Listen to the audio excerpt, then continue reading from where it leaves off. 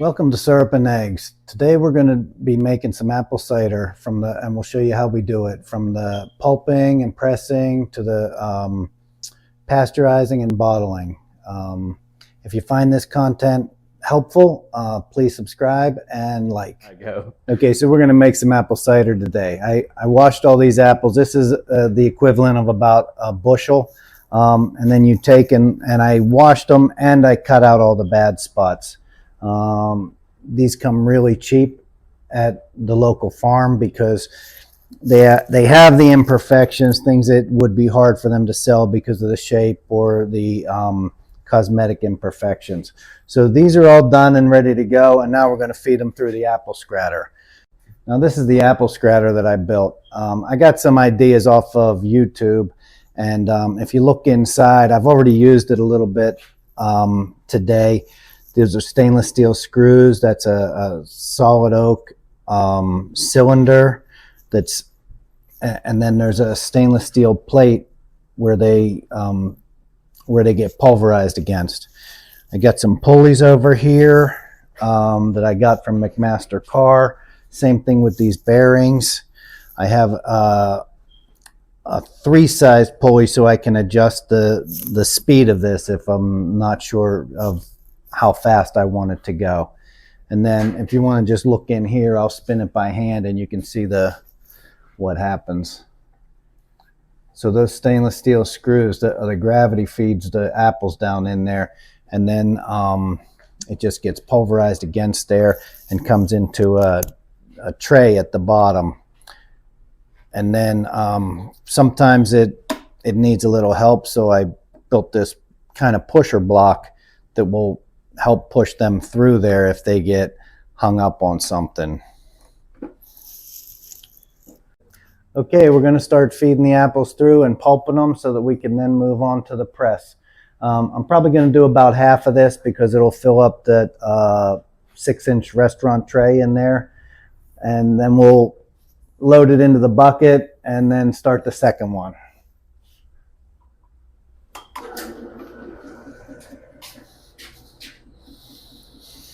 Now you don't overload this, you just a couple at a time. It really doesn't take long. It usually takes about 5 minutes for a half of a bushel is what I've found out. You almost never have to push on that pusher plate, this lid, because they naturally feed in usually.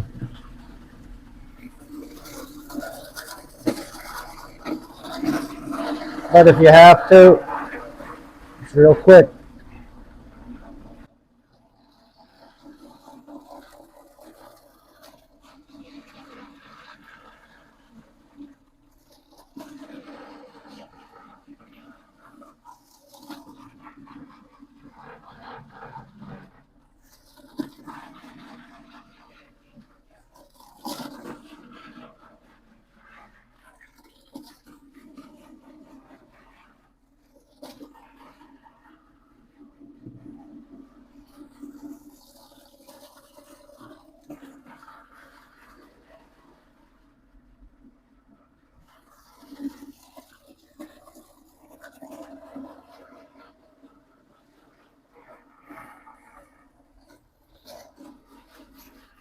But they give Brian, does it matter what type of apples you use, or is it just a mixture of all of them?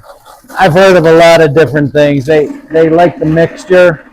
I heard one person saying that like 2 sweet to 1 sour, but when you go to a decent farm, I think they have the right mix that you need, because they'll put in the proportions that make it taste great, and this always tastes great.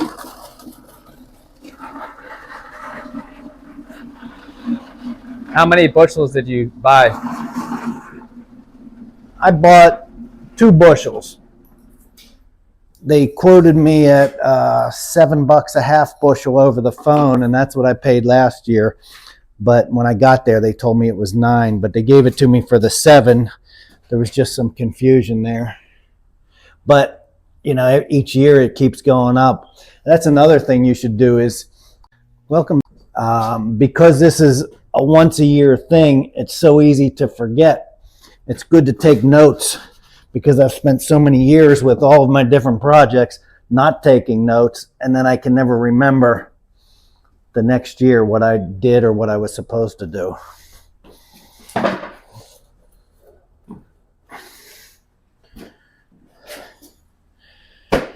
Now we'll transfer this into, now this is one I did, 15 minutes ago, and look at the color of it now. When you bite into an apple, how it gets so dark quickly.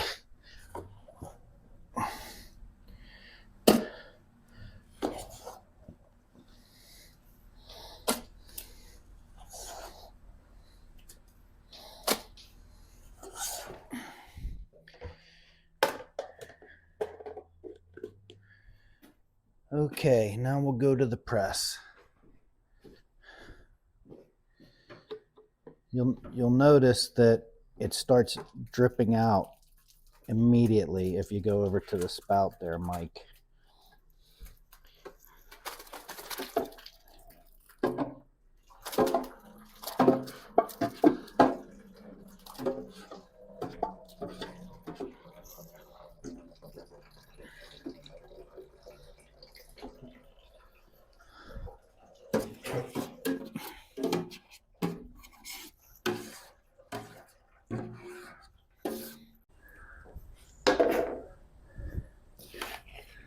All right, Brian, tell me about your press.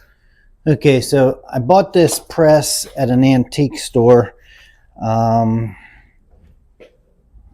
maybe like 7 or 8 years ago with the intention of redoing it, and then it sat for about 4 years, and then one day I just decided I was going to start, and I stripped it down. I took all the wood off, took all the metal off, all the fasteners, all the screws, everything, and then sandblasted it and painted it to the colors that it was when I first got it.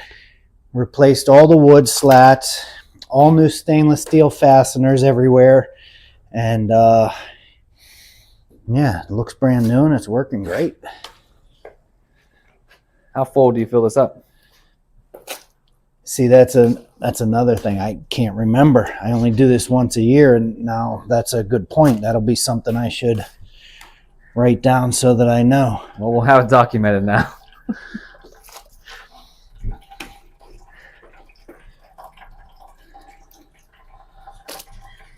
But I think I'll stop right about there.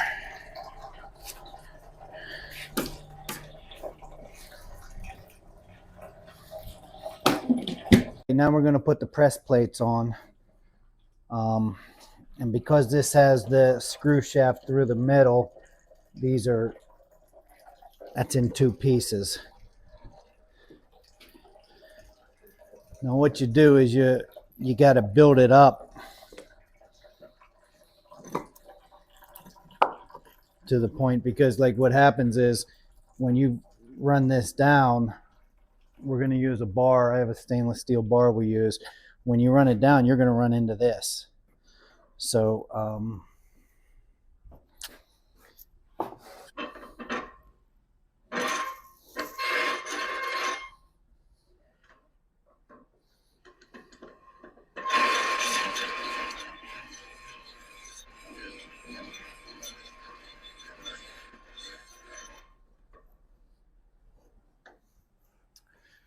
okay.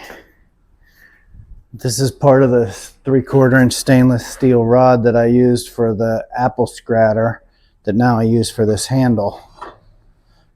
So wait till you see how this starts coming out of here. It's just going to start flowing.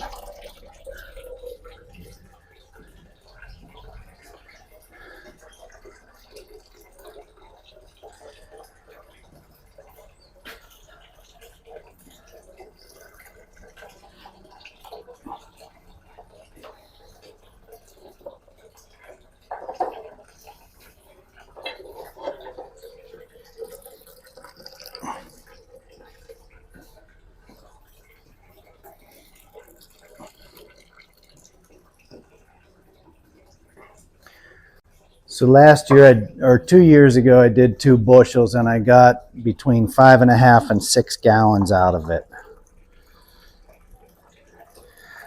So from my calculations, it turned out to be about the same as what you would pay for apple cider, minus all the work.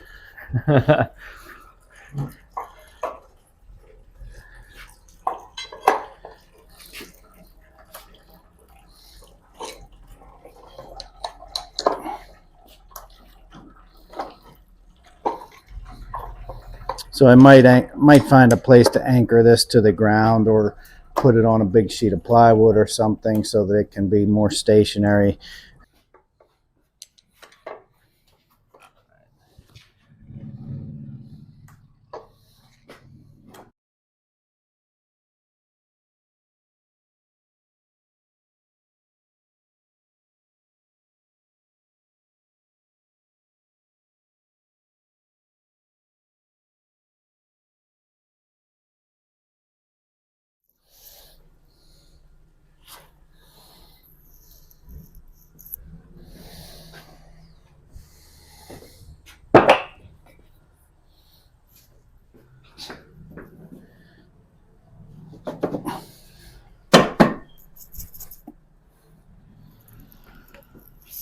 Okay.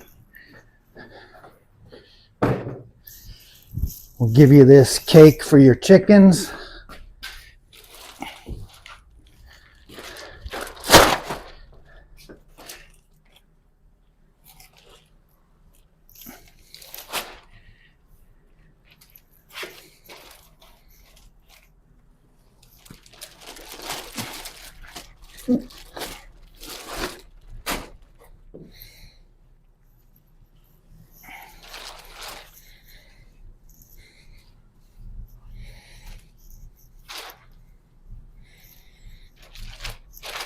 And then we'll do a new batch.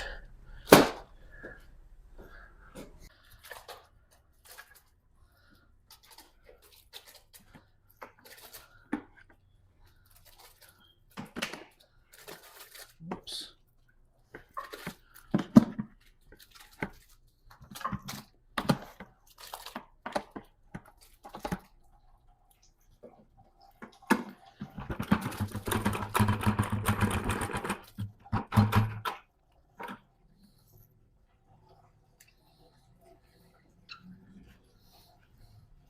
How about that when it just starts running? That's pretty crazy.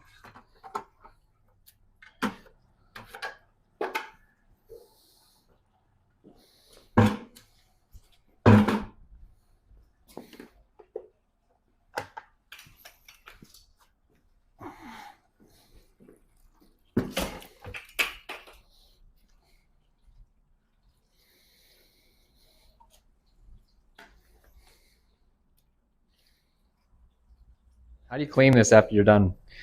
Oh, I just hose it out. That's it. Nothing special? No, I separate the parts and just hose it out. I have cleaned it with soap before, not on the wood, but the metal portion, but it's, you know, freshly painted and smooth. It comes real clean real easily.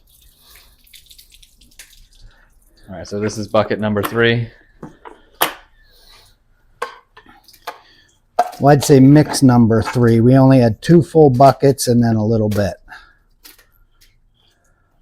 from whatever was in that tray.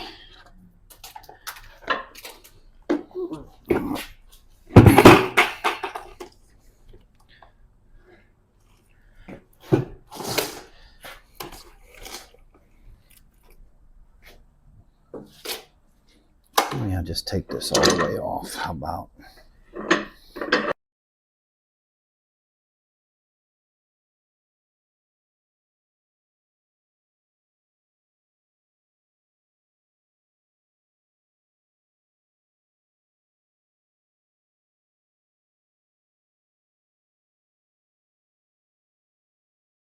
Whatever you want.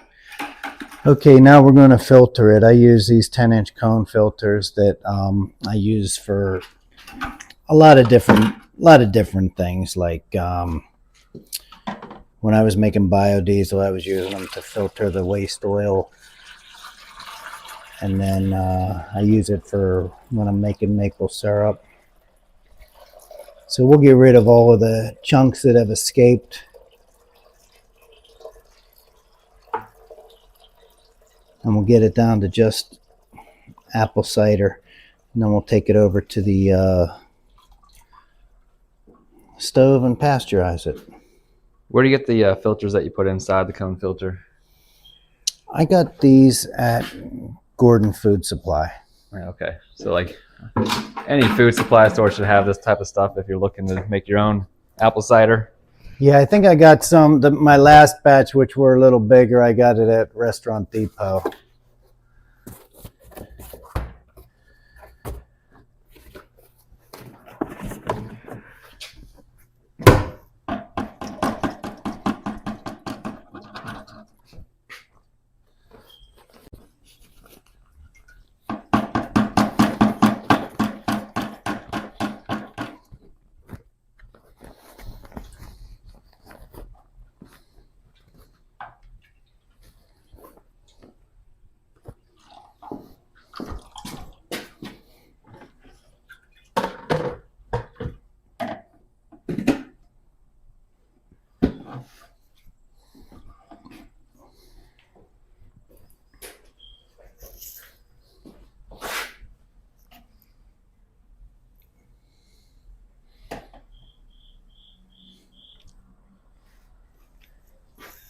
Are you gonna switch out the filters? Yeah, I don't. Four. Yeah, I think that this one had a lot more solids or residue in it than our initial one. There seemed to be more escaping through the press. Take this mic and put it in.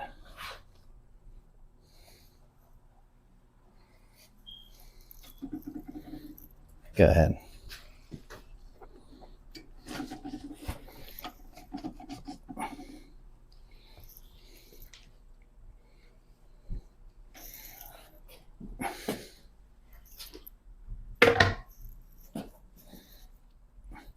I'm going to pour all this stuff off the top. Whoops.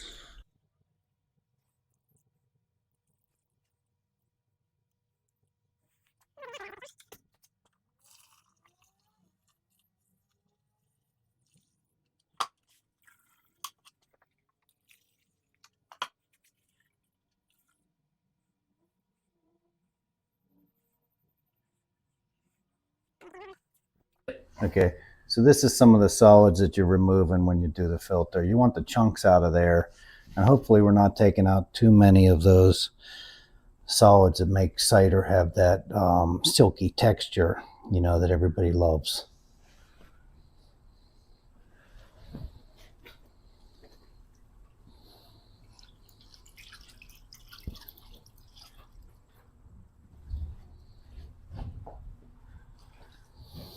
So that's 5 gallons, 2 bushels, 5 gallons.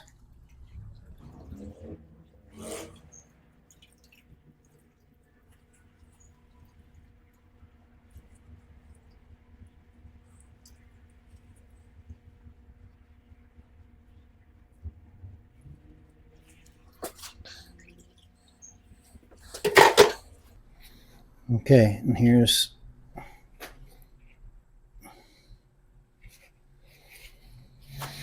all right.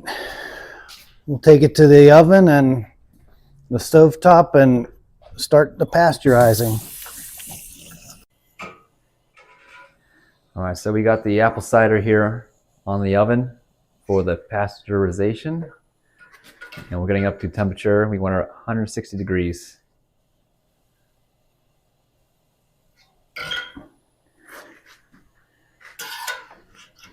Yeah, so this small one's done.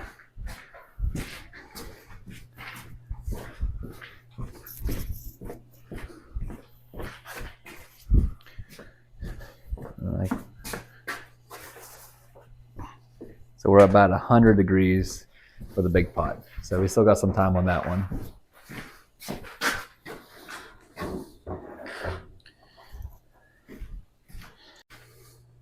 Here are some of the bottles we're going to be using for the apple cider. All of this has been sanitized. The stand has been sanitized. The bottles have been sanitized. Now they're just air drying as we're waiting for the pasteurization process of the cider. And you can do this. You can just use milk jugs that you can save, or some of these are juice containers. I'm sure you can buy them too, but if you have them around, it's a easy way to reuse. All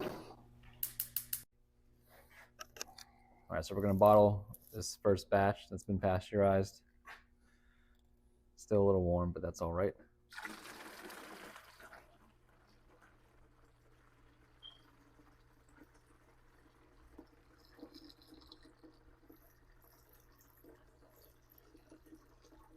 And that's pretty much it for the process. Pulverize it, press it, filter it, pasteurize it, and bottle. Okay. We'll let it cool with the lid off.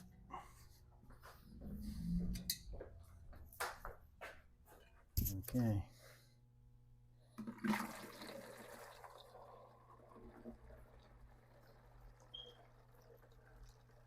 Okay, so here's the finished product. If you like to be more in control of your food supply and limit your chemicals and preservatives, or if you just like doing this type of activity, please like and subscribe. My name's Brian, and we'll see you next time.